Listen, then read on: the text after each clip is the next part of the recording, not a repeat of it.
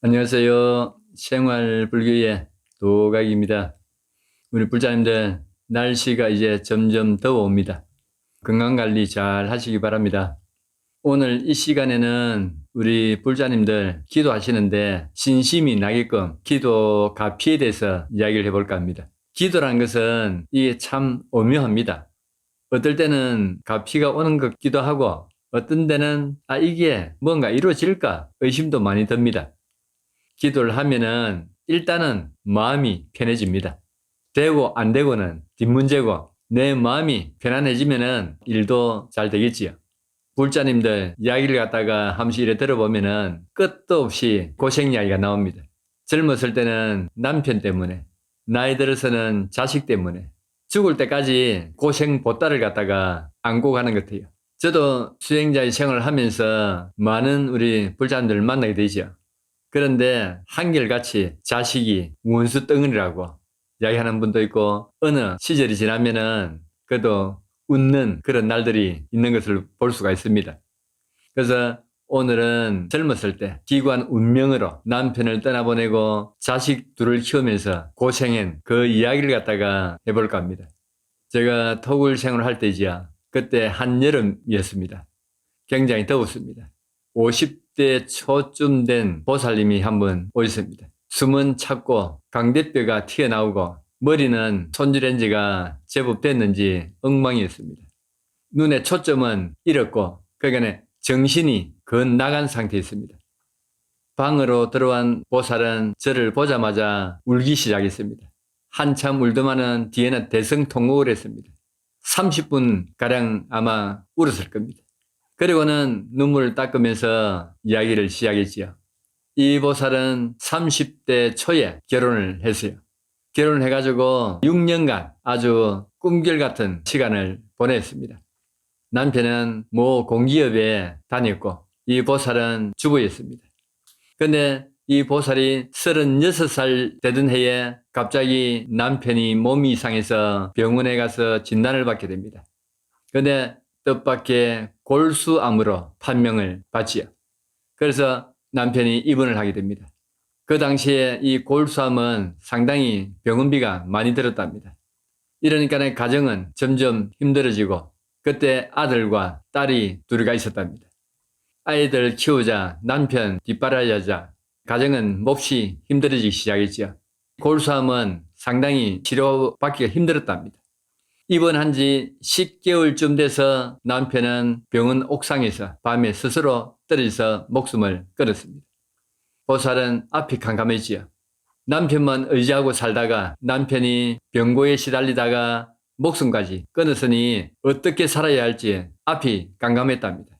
그러나 여자는 약해도 어머니는 강하다지요. 딸과 아들을 보면서 일을 하기 시작했답니다.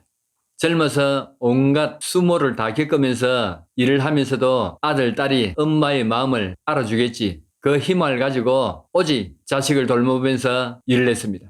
그리고 조그마한 가게도 하나 내게 됐다지요. 그래 살다가 50이 가까워서 딸은 교육대에 입학을 하고 아들은 고2가 되었답니다. 그때 하루는 장사일을 마치고 집에 오니 학교 담임 선생님이 친구 반 애들이랑 와서 기다리고 있었답니다.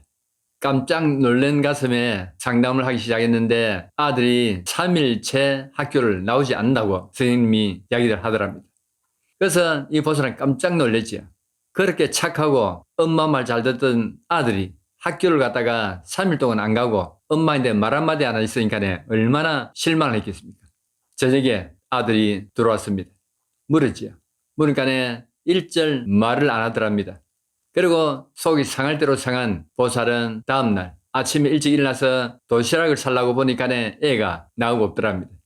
그러니까 이 보살은 이제 식당에 가도 일이 손에 안 잡히지요.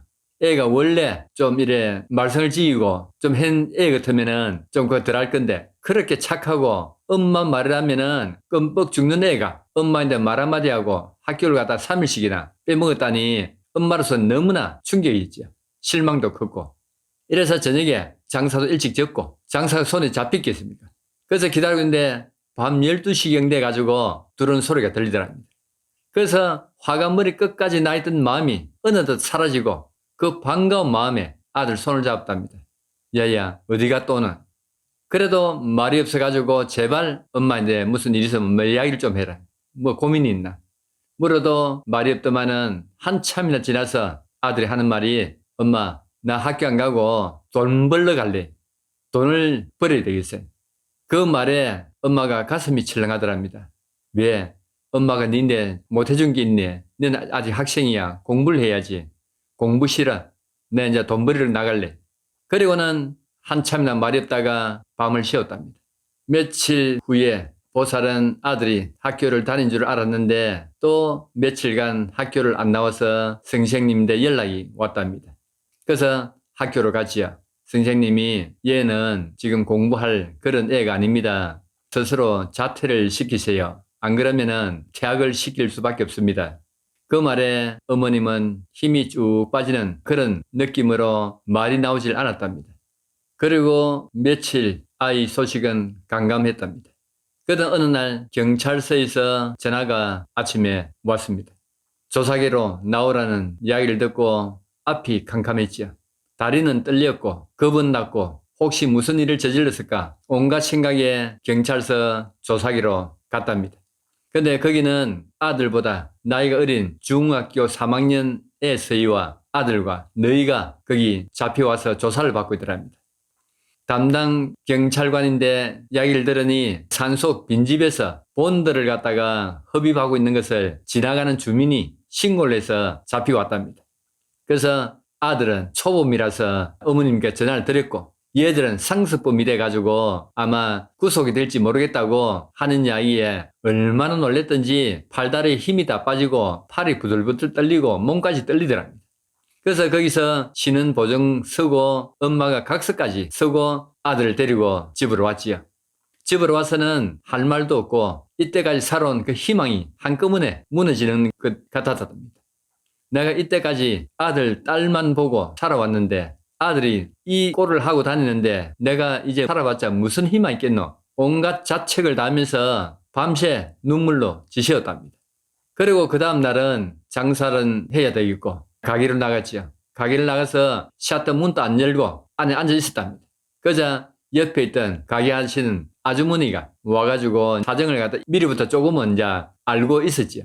하는 말이 내가는 어느 엄마도 이런 큰 어려움을 겪어가지고 기도로서 극복했다는데 너도 가서 기도를 한번 해봐라. 엄마가 해가 안 되는 거는 그래도 부처님께 한번 기도를 한번 해봐라. 해가지고 그 말이 이제 귀에 들어오더랍니다.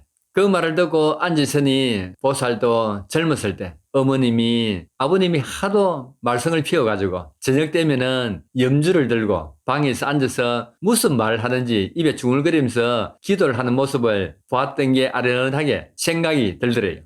그래서 이렇게 저렇게 다니다가 어느 날 저와 인연이 돼서 보잘것없는 조그만 토굴로까지 찾아왔습니다. 저 앞에서 한참을 울고 나서 속했던 것을 다 털어놨죠. 그렇습니다. 자식은 빚받으러 온 자식이 있고 또 빚 갚아주러 온 자식이 있다지요. 그런데 인력으로 이게 안 되는 것 같아요. 그래서 제가 그랬습니다. 보살님 보니까는 아들이 어머님을 너무 고생하는 걸 보고 돈을 벌어야 되겠다는 그 생각에 어찌 하다 보니 잘못된 것입니다.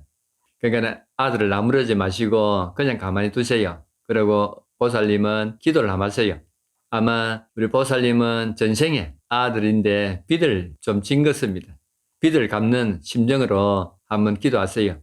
기도도 신중기도를 하세요. 이거는 제가 권하는 겁니다. 아들을 위해서 신중기도, 371기도 하세요. 그리고는 그날 상담이 끝나고 돌아갔습니다. 그저 기도하는 방법과 기도 시간과 이제 여러 가지를 가르쳐 줘서 보냈죠. 그리고는 한 보름인가 지났습니다. 전화가 왔어요. 스님, 아가 며칠 전 돌아왔습니다. 학교는 전학을 하게 됐고 이때까지 친구 형님이 하는 술집에서 일을 했다고 이야기를 하더랍니다. 그러면서 이제는 어머님 말씀 잘 듣고 학교 열심히 다니겠습니다 하면서 저 양산에 있는 종합고등학교로 전학을 해서 학교를 다니게 되었답니다. 보살은 기도를 계속했지요. 그리고 여러 가지 참회의 눈물도 참 많이 흘렸고, 지금은 딸은 교육대를 나와서 학교 선생님을 하고 있고, 아들은 군에 직업 장교로 근무를 하고 있습니다.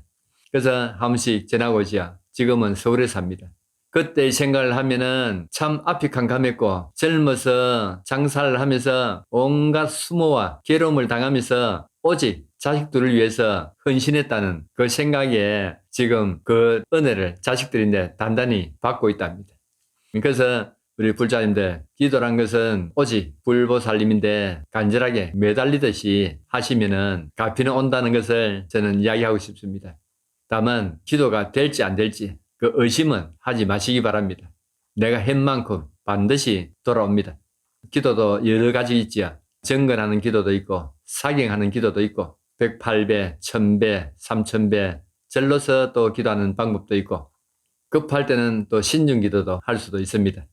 그런데 기도도 그에 맞는 기도를 정해서 하시면은 반드시 불보살님은 가피를 주십니다. 오늘은 우리 불자님들이 기도하시는데 조금이라도 마음이 흔들릴까 싶어서 기도 가피는 꼭 있다는 것을 말씀을 드렸습니다. 다음에 또 뵙겠습니다. 모두 건강하십시오.